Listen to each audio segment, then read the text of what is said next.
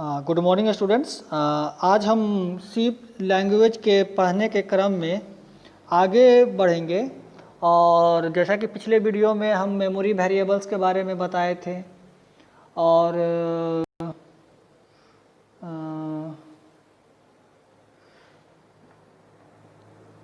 Data type के बारे में बताए थे। आज हम बताएंगे इनपुट और आउटपुट के बारे में, इनपुट और आउटपुट फंक्शन के बारे में। ठीक है, तो इनपुट आउटपुट फंक्शन कैसे काम करता है वो हम बताएंगे कि कैसे हम कोई प्रोग्राम लिखते हैं तो प्रोग्राम में कीबोर्ड से इनपुट कैसे लेते हैं और आउटपुट प्रोग्राम से कोई भी कंटेंट को हम अपने मॉनिटर के स्क्रीन पर कैसे डिस्प्ले करवाते हैं। ठीक है, तो पहले तो एक लाइन है, इसके लिए दो फंक्शन का इस्तेमाल करते हैं। एक है प्रिंटफ जो कि आपको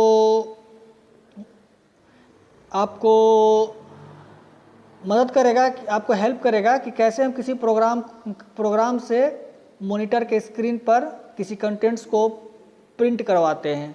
और दूसरा स्कैनएफ। स्कैनएफ क्या करता है कि आपके कीबोर्ड से आपके प्रोग्राम में इनपुट लेने में हेल्प करता है। ठीक है, तो सबसे पहले हम आएंगे प्रिंटफ के बारे में बताएं कैसे किसी कंटेंट्स को हम अपने प्रोग्राम से मॉनिटर के स्क्रीन पर डिस्प्ले करवाएंगे। ठीक है, तो सबसे पहले हम ये जो पेज नंबर आपको बतला रहे हैं, पेज नंबर हम ये जो स्पेशली ये प्रिंटफ और स्कैनएफ के ऊपर है और आउटपुट के ऊपर है। ठीक है, तो ये पेज हम आपके ग्रुप में शेयर कर देंगे। ठीक है, तो सबसे पहले बेसिक्स हम लाइन बाय लाइन बताते जा रहे हैं, उसके बाद फिर प्रिंटफ में आएगा, प्रिंटफ के बारे में आपको बतलाएंगे। ठीक है, तो सबसे पहले इसमें पहला जो यहाँ पे लिखा हुआ है कि कोई भी सी लैंग्वेज प्रोग्राम रहता है उसमें एक फंक्शन होता है जिसका नाम होता है मेन फंक्शन, ऐसा। ठीक है, और सी लैंग्वेज का जो प्रोग्राम जो होता है वो एग्जीक्यूशन स्टार्ट होता है मेन फंक्शन से, इसी फंक्शन से। जो कंपाइलर जो एग्जीक्यूशन स्टार्ट करता है वो मेन फंक्शन से। ठीक है, मेन फंक्शन से स्टार्ट करता है लाइन बाय लाइन सिक्वेंसली, ए पहला लाइन, उसके बाद वाला लाइन, उसके बाद वाला लाइन, उसके बाद वाला लाइन, उसके बाद वाला लाइन, ऐसे कर करके वो एग्जीक्यूट करता है लाइन बाय लाइन। ठीक है, जब तक कि कोई अदर स्टेटमेंट ना आ जाए जो फोर्स करे कि कुछ लाइन को स्किप करे या बीच का कुछ लाइन को छोड़ दे। ऐसा भी कंडीशन है सी लैंग्वेज में जो आपको कुछ बीच का लाइन को छोड़ करके आगे का लाइन को हम एग्जीक्यूट कराएं या रन करवाएं। ठीक है, दूसरा प्रिंटफ के बारे में बता दें कि प्रिंटफ जो है ये लाइब्रेरी फंक्शन है। यहाँ पे देखिए लाइब्रेरी फंक्शन लिखा हुआ है। ये आपको हम आगे बताएंगे कि फंक्शन दो तरह का होता है, एक लाइब्रेरी फंक्शन होता है कि यूजर डिफाइंड फंक्शन होता है। तो प्रिंटफ क्या है? लाइब्रेरी फंक्शन, मतलब ये सब फंक्शन हम लोग डायरेक्टली इस्तेमाल करते हैं। ठीक है, ये सब फंक्शन हम लोग डायरेक्टली अपने प्रोग्राम में इस्तेमाल करते हैं।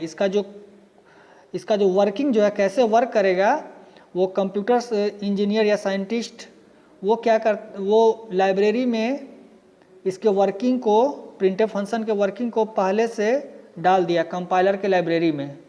ठीक है, हम लोग डायरेक्टली इसका इस्तेमाल करते हैं। और ये क्या करता है कि फॉर्मेटेड आउटपुट को इस मॉनिटर के स्क्रीन पर सेंड करता है, भेजता है। फॉर्मेटेड मतलब क्या होता है? डिज़ाइन, मतलब जैसा आपको आउटपुट चाहिए, जैसा डिज़ाइन में आउटपुट चाहिए। ठीक है, डिज़ाइन में आपके मॉनिटर के स्क्रीन पर प्रिंट करेगा। ठीक है, जिस डिज़ाइन में चाहिए, जैसे नाम को प्रिंट करवाते हैं तो नाम के आगे, नाम के ऊपर आप कुछ डिज़ाइन देना चाहते हैं, नाम के नीचे को डिज़ाइन देना चाहते हैं, तो उस तरह के आउटपुट को हम बोलते हैं फॉर्मेटेड आउटपुट। ठीक है, तो वो प्रिंटफ से हम कर सकते हैं, प्रिंटफ फंक्शन से। ठीक है, उसके बाद क्या लिखा है कि इसमें जो स्ट्रिंग रहता है, ये स्ट्रिंग, ठीक है, वो स्ट्रिंग को वो डायरेक्टली प्रिंट करता है। स्ट्रिंग मतलब डबल कोटेशन के जो अंदर रहता है उसको स्ट्रिंग बोला जाता है। जैसे अमित है, ठीक है, तो जैसे मान लो ये AMIT, इसको डबल कोट के अंदर हम डाल दिए तो ये एक स्ट्रिंग हो गया। ठीक है, तो प्रिंटफ फंक्शन में जो स्ट्रिंग हम इस्तेमाल करेंगे वो आपको हम जब प्रिंटफ फंक्शन का सिंटैक्स बताएंगे तो और क्लियर हो जाएगा। तो जो डबल कोट के अंदर जो चीज़ रहता है उसको डायरेक्टली जैसे लिखेंगे उसी तरह वो प्रिंट कर देगा। अगर आप डिज़ाइन दे करके लिखेंगे, मान लीजिए ऊपर में हम एक ऐसे करके लाइन खींच दिए, नीचे भी एक लाइन खींच दिए, ठीक है। तो ये पूरा चीज़ को जो इस डबल कोट के अंदर है वो एज इट इज़ जैसा लिखे उसी अनुसार वो प्रिंट स्क्रीन पर प्रिंट कर देता है, ठीक है। अब आते हैं कि प्रिंटफ फंक्शन का इस्तेमाल कैसे करेंगे। यहाँ पे लिखा हुआ कि प्रिंटफ फंक्शन का इस्तेमाल करने के लिए एक हमको हेडर फाइल का इस्तेमाल करना पड़ता है, ठीक है, जिसका नाम है stdio.h। इसका नाम है स्टैंडर्ड। std मतलब होता है स्टैंडर्ड, i मतलब होता है इनपुट, o मतलब output, standard input output .h, ठीक है। ये हेडर फाइल को हमको अपने प्रोग्राम में इंक्लूड करना पड़ता है, मतलब ऐड करना पड़ता है जिस पेज में हम प्रोग्राम लिख रहे हैं, ठीक है। जिस पेज में हम प्रोग्राम लिख रहे हैं उस पेज में इंक्लूड करिए इस हेडर फाइल को studio.h को, मतलब ऐड कीजिए, ठीक है। और अक्सर हम उस पेज में ऐड करते हैं, ठीक है, इस स्टेटमेंट से हैश इंक्लूड और ये इस ब्रैकेट के अंदर studio.h लिखते हैं, ठीक है। कोई भी सी प्रोग्राम जब आप देखिएगा कि स्टार्ट होता है इसी लाइन से, इसका यही मतलब होता है कि इस हेडर फाइल को, हेडर फाइल क्यों बोल रहे हैं, .h लगा हुआ है, जितना भी हेडर फाइल है उसके अंतिम में .h लगा हुआ रहता है, ठीक है। तो इस हेडर फाइल को जिस पेज में आप प्रोग्राम लिख रहे हैं उस पेज में इंक्लूड कीजिए, ऐड कीजिए इस स्टेटमेंट से, ठीक है। ये स्टेटमेंट लिखिएगा तो ये अपने आप ऑटोमेटिकली जो है ये हेडर फाइल जो है आपके उस पेज में इंक्लूड हो जाएगा, ठीक है। प्रिंटफ फंक्शन से हम करते क्या है, तो प्रिंटफ फंक्शन से हम कौन कौन सा वैल्यू प्रिंट कर सकते हैं। देखिए यहाँ पे लिखा हुआ कैरेक्टर को प्रिंट कर सकते हैं, स्ट्रिंग को प्रिंट कर सकते हैं, फ्लोट को प्रिंट कर सकते हैं, इंटीजर को प्रिंट कर सकते हैं, ऑक्टल को और हेक्साडेसिमल को, ठीक है। उसके बाद आते हैं जनरल फॉर्म में कि प्रिंटफ फंक्शन का जनरल फॉर्म क्या है, ठीक है। तो देखिए ये प्रिंटफ फंक्शन है, उसके बाद ये ब्रैकेट यहाँ शुरुआत हुआ है और लास्ट में यहाँ पर ख़त्म हुआ है, ठीक है। ये देखिए डबल कोट के अंदर ये फॉर्मेट स्ट्रिंग है, इसी के बारे में बोल रहे थे, ये स्ट्रिंग, ठीक है। इसके अंदर जो जैसे लिखिएगा उसी तरह मॉनिटर प्रिंट कर देगा, ठीक है। और कॉमा दे करके ये लिस्ट ऑफ वेरिएबल्स है, जो जो आप प्रोग्राम में वेरिएबल इस्तेमाल करते हैं, इस्तेमाल कर रहे हैं, अगर उसका वैल्यू को प्रिंट करना चाहते हैं तो उस वेरिएबल के नाम को हम यहाँ लिखेंगे, ठीक है। तो ये सिंटैक्स हो गया प्रिंटफ का, ठीक है। फिर से प्रिंटफ ये डबल कोट के अंदर फॉर्मेट स्ट्रिंग लिखते हैं, कॉमा, उसके बाद लिस्ट ऑफ वेरिएबल्स, ठीक है। इसका जो प्रिंटफ फंक्शन का आप कैसे एक्चुअल में वर्क करता है, ठीक है, कैसे कैसे हम यूज़ कर सकते हैं, ये प्रोग्रामिंग स्किल से आपको और क्लियर हो जाएगा। एक आध 3-4 गो प्रोग्राम आपको प्रिंटफ का यूज़ करके बताएंगे तो और क्लियर हो जाएगा, ठीक है। तो ये फॉर्मेट स्ट्रिंग हो गया, ये लिस्ट ऑफ वेरिएबल हो गया।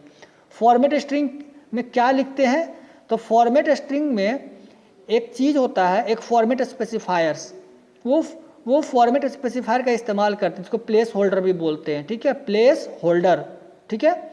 जैसे आपको हम बताएं कि रियल वैल्यू के लिए फॉर्मेट स्पेसिफायर क्या इस्तेमाल करते हैं, %f, इंटीजर वैल्यू के लिए %d और कैरेक्टर वैल्यू के लिए %c, ठीक है। तो ये 3 गो का दिया हुआ है। जितना भी data type C language support करता है सबका अपना अपना फॉर्मेट स्पेसिफायर होता है। तो जिस डाटा टाइप का वैल्यू आप अपने प्रोग्राम से मॉनिटर पर प्रिंट करवाना चाहते हैं उस डाटा टाइप का जो फॉर्मेट स्पेसिफायर है आप फॉर्मेट स्ट्रिंग में डाल करके प्रिंट करवा सकते हैं, ठीक है। जैसे एग्जांपल में ये देखिए, एग्जांपल में दिया हुआ ये 4 गो प्रिंटफ का स्टेटमेंट का यूज़ का एग्जांपल दिया हुआ, कैसे कैसे हम प्रिंट करवा सकते हैं। जैसे मान लीजिए एक प्रोग्राम हम पिछले क्लास में आपका कभी दिए होंगे सिंपल इंटरेस्ट निकालने का, तो देखिए कैसे है, प्रिंटफ और डबल कोट के अंदर %f लिखा हुआ, कॉमा SI, मतलब क्या करेगा कि सिंपल इंटरेस्ट का जो भी वैल्यू आएगा, ठीक है, वो यहाँ पर मॉनिटर पर प्रिंट करेगा। ये तरीका है, ये तरीका है प्रिंट करवाने का, ठीक है, अपने आपके स्क्रीन पर SI का वैल्यू, सिंपल इंटरेस्ट का वैल्यू, ठीक है।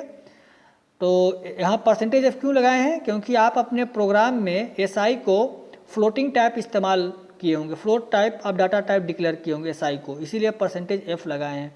ये फॉर्मेट स्पेसिफायर है, ठीक है, %f। अब उसके बाद ये तो एक वैल्यू हुआ, एक फ्लोट वैल्यू को प्रिंट करवाए हैं जो SI में स्टोर्ड है, ठीक है। उसी बात ये देखिए प्रिंटफ %d, %d, %f, इसमें 4 गो फॉर्मेट स्पेसिफायर इस्तेमाल हुआ, %d, ये इंटीजर है दोनों और ये दोनों फ्लोट है, ठीक है।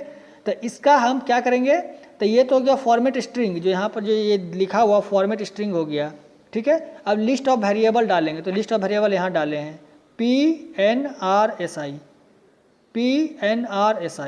ठीक है,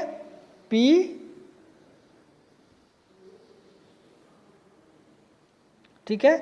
तो ये सिंपल इंटरेस्ट कहीं प्रोग्राम का है। पी प्रिंसिपल के लिए वेरिएबल इस्तेमाल किए, एन हम टाइम के लिए इस्तेमाल किए, आर हम रेट के लिए इस्तेमाल किए वेरिएबल, और एस आई हम सिंपल इंटरेस्ट जो लास्ट में कैलकुलेट पीएनआर से कैलकुलेट होकर के एसआई में जाता है, एसआई तो उसके लिए एसआई इस्तेमाल किए। ठीक है, तो यहाँ पर चारों को वैल्यू को प्रिंट करवाए हैं। और ये प्रिंट कैसे करेगा, तो पहला प्रिंसिपल का वैल्यू, ये पी का वैल्यू है, वो पहला में प्रिंट करेगा, दूसरा का दूसरा में प्रिंट करेगा, तीसरा का तीसरा में प्रिंट करेगा, चौथा का चौथा में प्रिंट करेगा। यहाँ 4 गो वेरिएबल का वैल्यू प्रिंट करवाना है, तो 4 गो फॉर्मेट स्पेसिफायर का इस्तेमाल किए हैं। और फॉर्मेट स्पेसिफायर वही इस्तेमाल करेंगे जो जिस तरह का डाटा टाइप रहता है। ठीक है, तो ये तो केवल वैल्यू प्रिंट करवाने का, लेकिन आपको अगर कुछ इन्फॉर्मेटिव मैसेज प्रिंट करवाना है, ठीक है, मैसेज के साथ प्रिंट करना है, तो उसका क्या तरीका है, तो बहुत आसान तरीका है। तीसरा में देखिए प्रिंटफ, ये ब्रैकेट ख़त्म, ब्रैकेट है, इसमें भी हम केवल जो जैसे पहला वाला में एसआई का केवल वैल्यू प्रिंट करवाए थे, इसका वेरिएबल का जो वैल्यू है वो इसमें चला जाएगा, प्रिंट कर देगा। इसमें इसको हम थोड़ा सा मैसेज के साथ प्रिंट करवाएं। क्या लिखे हैं डबल कोट के अंदर, देखिए ये डबल कोट के अंदर स्ट्रिंग के अंदर क्या लिखे है, simple interest is equal to rupees dot percent F, ये फॉर्मेट स्पेसिफायर परसेंट एफ। ठीक है, और फिर कॉमा दे करके एस आई, ठीक है, कॉमा दे करके एस आई। ठीक है, तो एस आई का वैल्यू जो है वो परसेंटेज, ये पूरा जो चीज़ ऐसा ही प्रिंट करेगा, और जो परसेंटेज एफ के जगह वो यहाँ पे क्या होगा कि एस आई का वैल्यू चला जाएगा, एस आई का वैल्यू क्या हो जाएगा, चला जाएगा। ठीक है, परसेंट एफ की जगह। तो ये वर्किंग कैसे है, वर्किंग ये कंपाइलर क्या करता है, ये जो फॉर्मेट स्ट्रिंग है डबल कोट के अंदर, वो क्या करता है, शुरू से कैरेक्टर बाय कैरेक्टर वो क्या करता है, डंप करते जाता है। डंप करते जाता है मतलब स्क्रीन के ऊपर लिखते चला जाता है। तो एस को लिखा, आई को जैसे लिखा हुआ उसी तरह एस फिर आई फिर एम पर पी फिर एल फिर ई, फिर जगह दिया, फिर आई इंटरेस्ट, और लास्ट में जब यहाँ से लेकर यहाँ तक हो गया, तो जैसी फॉर्मेट स्पेसिफायर आया तो इसका वैल्यू को क्या करता है कि लिस्ट ऑफ वेरिएबल में देखता है कि उसका करस्पॉन्डिंग वैल्यू क्या आएगा। जैसे यहाँ पर एस आई इसको मिल गया तो एस आई का वैल्यू इसमें डाल देगा। ठीक है, तो ये वर्किंग है प्रिंटफ फंक्शन का। कंपाइलर क्या करता है कि जो आप जैसे लिखे हैं वैसे क्या करता है कि आपके स्क्रीन पर डंप करते चला जाता है। डंप मतलब क्या होता है, फेंकते चला जाता है। ठीक है, और जहाँ जहाँ फॉर्मेट स्पेसिफायर आ जाता है उसका वैल्यू कहाँ से उसको मिलता है, लिस्ट ऑफ वेरिएबल में। ये कॉमा के बाद जो लिस्ट ऑफ वेरिएबल है उसमें चला जाता है, लेकिन उसमें भी क्या है, कॉरस्पॉन्डेंस के साथ, मतलब पहला का पहला में, दूसरा का दूसरा में, तीसरा का तीसरा में।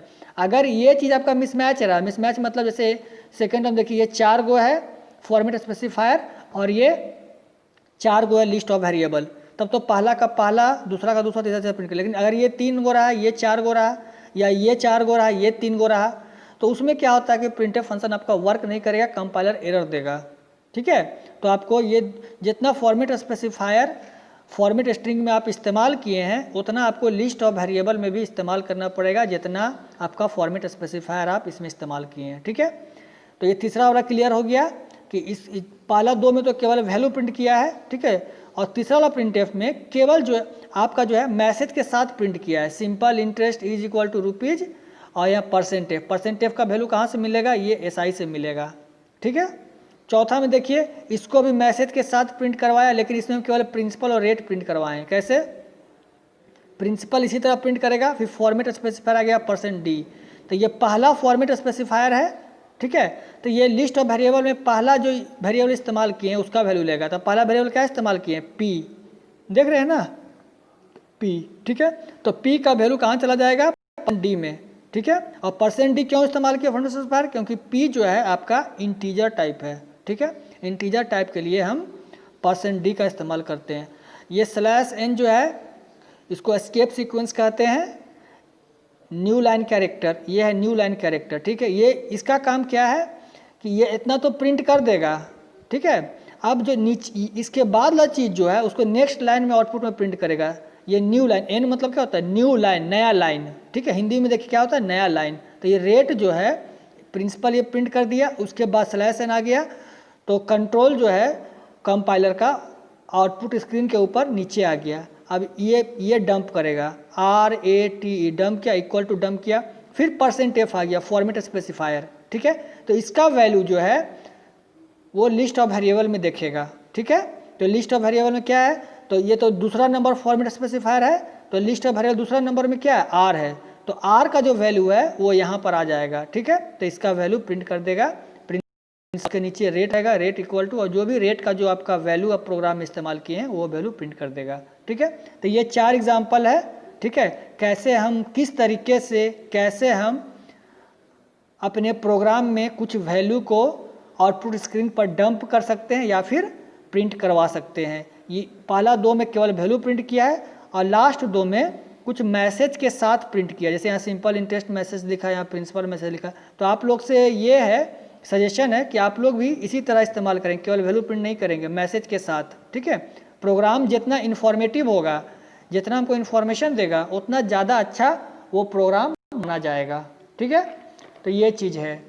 तो ये एक प्रोग्राम को हम डिस्कस करते हैं कि कौन, ये एक प्रोग्राम है जो आपके डिफरेंट टाइप्स ऑफ वैल्यू को प्रिंट किया है आपके स्क्रीन के ऊपर। ये पूरा एक प्रोग्राम है। तो ये studio.h हेडर फाइल हो गया, वॉइड में चालू हो गया। ये देखिए ch जो है वो कैरेक्टर टाइप का है, तो ch या डाटा टाइप इस्तेमाल किया, इसमें a का वैल्यू हम लोग स्टोर किए हैं। ये स्ट्रिंग, ये कैरेक्टर कांस्टेंट है, ठीक है, सिंगल कोट के अंदर है, तो a का वैल्यू क्या है, ch में है। ये स्ट्रिंग है str, ठीक है। तो ये वाला चीज़ हम आगे हम बताएंगे, लेकिन इतना जान जाइए कि डबल कोट के अंदर जो भी लिखेंगे वो स्ट्रिंग कहलाता है, ठीक है। तो ये कैरेक्टर एरे है, कैरेक्टर एरे को स्ट्रिंग भी बोलते हैं। तो अमित निराला इस कैरेक्टर एरे में स्टोर्ड है, ठीक है। उसके बाद FLT क्या है, कैसा डाटा टाइप है, फ्लोटिंग टाइप है। इसमें कितना वैल्यू डाले हैं, 10.234, ठीक है। उसके बाद नंबर कैसा, इंटीजर, नंबर जो वेरिएबल है वो कैसा डाटा टाइप है, इंट। तो इंट में तो इंट किसके लिए इस्तेमाल होता है, इंटीजर के लिए, ठीक है। तो नंबर में हम जब भी डालेंगे तो इंटीजर टाइप वैल्यू डालेंगे, ठीक है। तो यहाँ पर कितना असाइन किए, ये असाइनमेंट का सिंबल है, जितना भी इक्वल टू है ना, आप लोग मैथ में इक्वल टू पढ़े होंगे, लेकिन एक्चुअल में कंप्यूटर में ये असाइनमेंट है, मतलब 150 का वैल्यू नंबर में है, 10.234 FLT में है, ठीक है, इस तरह का है। ये DBL कैसा डाटा टाइप है, डबल, ठीक है। तो DBL वेरिएबल जो है वो डबल डाटा टाइप का है। तो इसमें कितना वैल्यू डाले हैं DBL में, 20.123456, ये सब हम वैल्यू डाल दिए हैं। ये सब वेरिएबल लिस्ट है, ठीक है, कौन कौन वेरिएबल इस्तेमाल किए हैं, और ये वेरिएबल का डाटा टाइप है, वो वेरिएबल किस टाइप का है। और जब वेरिएबल डाटा टाइप डिक्लेयर कर दिए हैं तो उस वेरिएबल में जो वैल्यू डालेंगे उसी के अकॉर्डिंग डालेंगे। जैसे ये CH कैरेक्टर है तो इसमें कैरेक्टर कॉन्स्टेंट डालें, FLT फ्लोट है तो इसमें FLT में फ्लोट डालें हैं, नंबर क्या है, इंटीजर है तो इसमें इंटीजर वैल्यू डाले हैं, DBL क्या है, डबल है तो इसमें डबल, DBL में डबल वैल्यू डालें। अब सबको प्रिंट करवाएंगे, इसमें देखिए मैसेज के साथ प्रिंट करवाएं सबको, केवल वैल्यू प्रिंट नहीं करवाएं। प्रिंटफ पहला क्या, कैरेक्टर इज, फॉर्मेट स्पेसिफायर क्या है, %c, किसके लिए, कैरेक्टर के लिए, तो इसका CH का वैल्यू इसमें चला जाएगा, ठीक है। स्ट्रिंग के लिए क्या फॉर्मेट स्पेसिफायर इस्तेमाल करते हैं, %s, ठीक है।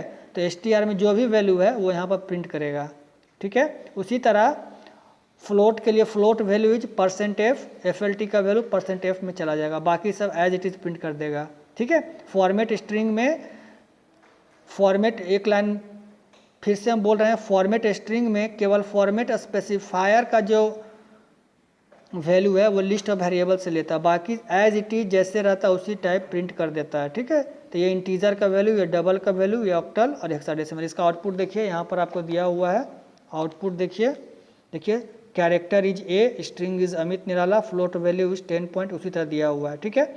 लेकिन देखिए फ्लोट का प्रिसाइजन कितना होता है, 6 होता है, ये आपको डाटा टाइप में बताए हैं। तो डेसिमल के बाद मात्र 6 डिजिट है, 2 3 4, और लास्ट को 3 को 0 अपने से ऐड कर दिया है कंपाइलर, ठीक है। डबल का प्रिसाइजन होता है 10, तो देखिए 1 2 3 4 5 6 आप इतना ही वैल्यू डाले थे, लेकिन ये 4 को 0 जो कंपाइलर अपने से लगा दिया है आउटपुट में, क्योंकि डबल का प्रिसाइजन कंपाइलर को पता है कि 10 होता है, ठीक है।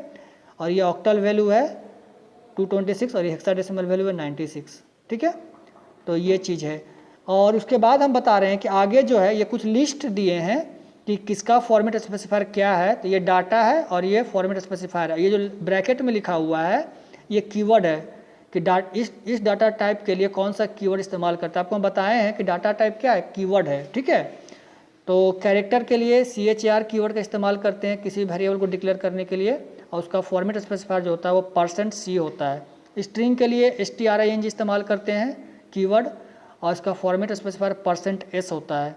फ्लोट के लिए float कीवर्ड इस्तेमाल करते हैं और इसका फॉर्मेट स्पेसिफायर %F होता है। डबल के लिए double और इसके लिए फॉर्मेट स्पेसिफायर %LF इस्तेमाल करते हैं। इंटीजर के लिए int, format specifier %D। Octal के लिए %O इस्तेमाल करते हैं फॉर्मेट स्पेसिफायर। हेक्साडेसिमल के लिए %X। ये सब केस सेंसिटिव है, ये कीवर्ड जो रहता है ना वो केस सेंसिटिव है। जैसे CHAR है, अगर गलती से आप कैपिटल C दे दिए तो गलत हो जाएगा, ठीक है। फ्लोट में FLOAT छोटा f है, ठीक है।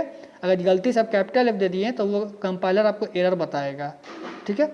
ये फॉर्मेट स्पेसिफायर भी जो है ये भी केस सेंसिटिव है। केस सेंसिटिव मतलब क्या होता है कि कैपिटल और स्मॉल में डिफरेंस रहता है। कैपिटल मान लीजिए कैपिटल A लिखे हैं या स्मॉल a लिखे हैं तो दोनों जो है वो अलग अलग कैरेक्टर है, दोनों क्या अलग अलग कैरेक्टर है।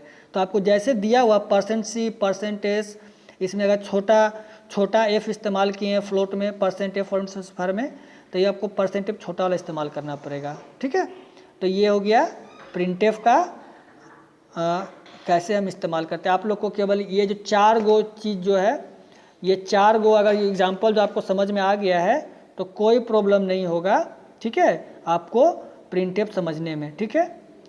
अगर आपको कोई अगर केवल जैसे आपको केवल नाम प्रिंट करना है, ठीक है, तो ये जो ऑप्शनल है, जो ये जो चीज़ है ना ऑप्शनल है, ठीक है। आप फॉर्मेट स्पेसिफायर दे भी सकते हैं और नहीं भी दे सकते हैं, ठीक है। जैसे आपको नाम केवल प्रिंट करना है तो आप क्या कीजिए कि केवल ये जो फॉर्मेट स्ट्रिंग है केवल इसी का इस्तेमाल कीजिए। लिस्ट ऑफ वेरिएबल को हटा दीजिए, ठीक है। जैसे मान लीजिए मेरा नाम है अमित निराला, तो हम क्या किए कि प्रिंटफ लिखें, प्रिंटफ, ठीक है, और केवल हम इसमें लिख दिए अमित निराला, ठीक है, और इसको क्लोज कर दिए। तो अगर प्रोग्राम में अगर ये स्टेटमेंट एग्जीक्यूट करेगा तो अमित निराला ये एज इट इज़ प्रिंट कर देगा, ठीक है। तो ये फॉर्मेट स्ट्रिंग है, फॉर्मेट स्ट्रिंग को एज इट इज़ प्रिंट कर देगा। इसी तरह कुछ भी आप किसी का भी नाम प्रिंट करवा सकते हैं। आप कुछ भी मैसेज आप प्रिंट करते हैं, मान लीजिए कि आप मैसेज प्रिंट करवाते हैं प्रिंटफ, ठीक है, क्या Ram is a good boy, Ram is a good boy, ठीक है, और इसको स्ट्रिंग को क्लोज कर दिए, फिर प्रिंटफ को क्लोज कर दिए, लास्ट में सेमीकोलन। तो जैसे ही ये प्रोग्राम के अंदर ये कोई प्रिंटफ आप ऐसे लिखे हैं जैसे Ram is a good boy, तो ये जो स्ट्रिंग है, ये जो स्टेटमेंट है एज इट इज़ प्रिंट कर देगा। इसमें आप डिजाइनिंग भी कर सकते हैं क्योंकि ये फॉर्मेटेड है, ठीक है। तो ये प्रिंटफ का वीडियो है, आपको समझ में, आशा करते हैं आपको प्रिंटफ समझ में आ गया होगा। धन्यवाद। अगला वीडियो में स्कैनफ के बारे में बताएंगे, जिसमें बताएंगे कीबोर्ड से किस तरीके से हम अपने प्रोग्राम में इनपुट लेते हैं। धन्यवाद।